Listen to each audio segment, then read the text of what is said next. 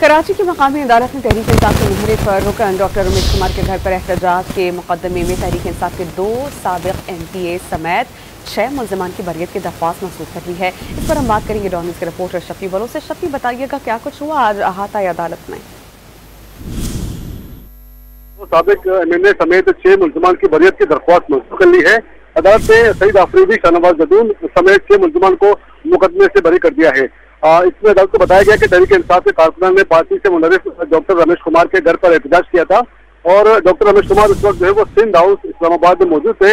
इनकी अगवा की कोशिश का पुलिस का दावा जो है वो बेबुनियाद है, गलत है और अब जो है पुलिस मुकदमे में अब तक कोई गवाह पेश नहीं कर सकी है जिससे मुल्जिमान के खिलाफ कोई जुर्म साबित हो सके और न ही अब तक कोई ठोस सवाल पुलिस की जानिब से पेश किए गए हैं। और पुलिस ने जिस CCTV की बुनियाद पर मुकदमा दर्ज किया गया था वो आज तक अदालत में पेश नहीं की गई है। डॉक्टर रमेश कुमार के घर पर जो है वो एहतजाज का मुकदमा थाना बोर्ड स्टेशन में मार्च 2002 में दर्ज किया गया था और जिसके बाद जो है मुल्जिमान की जानिब से बरियत की दरख्वास्त अदालत में दायर की गई। इस पर अदालत ने आज सरफेन के खिलाफ सुनने के बाद फैसला जारी कर दिया है। जी अच्छा शफी बलोच, बताइएगा क्या तमाम मुल्जिमान को बरी कर दिया गया?